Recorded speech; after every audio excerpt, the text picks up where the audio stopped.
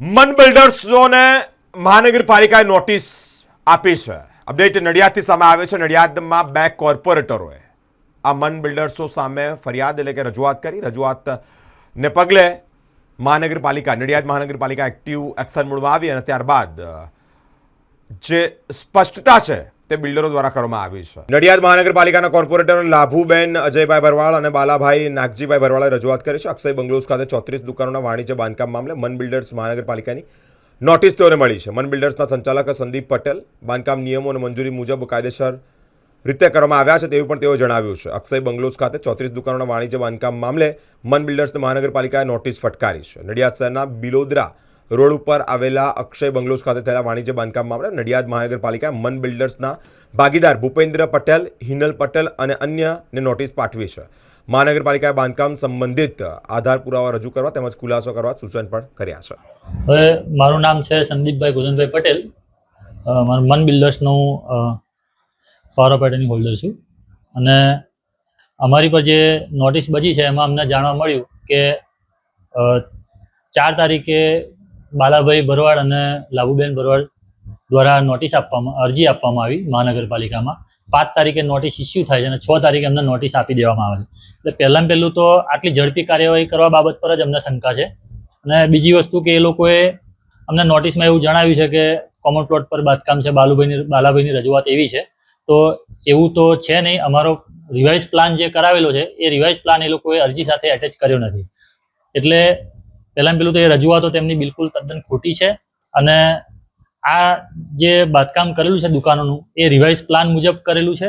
ગ્રામ પંચાયતની અંદર revise plan અમારો ઓલરેડી થઈ ગયેલો છે 2024ની અંદર અને બાંધકામની મંજૂરી પૂરેપૂરા જે દુકાન અને મકાન બનાવ્યા તેની મેળવેલી છે. પણ અમને એવું જાણવા મળ્યું છે કે આ બાલાભાઈ ભરવાડ જે છે એ ભાનુભાઈ જોધાભાઈ ભરવાડના ભત્રીજા છે અને ભાનુભાઈ પર અત્યારે લેન્ડ ગેબિંગની એક ફરિયાદ નોંધાયેલી છે. વસંતભાઈ મફતભાઈ સોડાએ નોંધાવી છે. જે નિર્મલનગરમાં કોમન પ્લોટ છે તે લોકોએ કબજો કરેલો છે અને તે લેન્ડ ગેબિંગની ફરિયાદના આધારે અત્યારે એમને જામીન પણ આગોતરા મૂકેલા, તે નામંજૂર થયા છે અને નાસ્તા ફરે છે એ લોકો. અને તે લોકો આ બધું અમે કરાવ્યું છે તેવી રીસ રાખીને આ બધી કાર્યવાહી અમારી પર કરી રહ્યા છે અને બાલાભાઈ પાસે અરજી અપાવી છે અમારા નામની. પણ અમે બી હજુ આધાર પુરાવા રજૂ કરવાના છીએ. અમને નગરપાલિકાએ સમય આપેલો છે. તો અમે અમારો જે રિવાઇઝ પ્લાન, નકશો, બધું જે પરમિશન લીધેલી છે એ બધું અમે રજૂ કરીશું 1-2 દિવસની અંદર. એમની રજૂઆત છે કે આ અરજીના અનુસંધાને જે કયા દબાણો છે એ મહાનગરપાલિકા તોડી નાખે.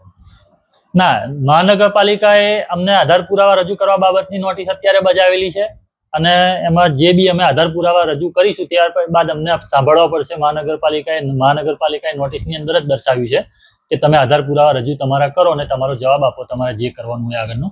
અને એવું કોઈ ઇલીગલ બાંધકામ છે એવું પુરવાર હજુ સુધી થયું નથી, કેમ કે અમે બધા રિવાઇઝ પ્લાન કરાવેલા છે અને રિવાઇઝ પ્લાન મુજબનું આ બધું બાંધકામ કરેલું છે. કોઈ જગ્યાએ ખોટું બાંધકામ કરેલું નથી. મારું નામ છે બાલાભાઈ નાગજીભાઈ ભરવાડ. મારા સાથે છે લાભુબેન અજયભાઈ ભરવાડ. અમે 2 કોર્પોરેટર છે. આ વિસ્તાર લાભુબેન નો આવે છે. અમે મહાનગરપાલિકામાં અરજી કરેલી કે ભાઈ મને જાણવામાં આવેલું કે આ કોમ્પ્લેક્સ અનલીગલ બાંધેલો છે, જે કોમન પ્લોટમાં આવેલો છે. નકશા મુજબ એમાં દર્શાયો કે શેડ, અને આ લોકોએ પાકું બાંધકામ કરી દીધું છે 34 દુકાનો. અમે અક્ષર બેંગ્લોઝ, ભૂપેન્દ્રભાઈ ગોરધનભાઈ પટેલ, પછી સંદીપભાઈ ગોરધનભાઈ પટેલ.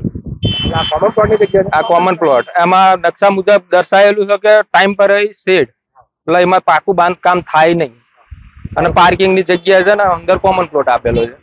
માંગ શું છે તમે? બસ કે આ લીગલ છે, આ તૂટી જવું જોઈએ. અમારા મહાનગરપાલિકા પાસે એટલી જ માંગ છે. મહાનગરપાલિકા અરજી કરેલી કાલ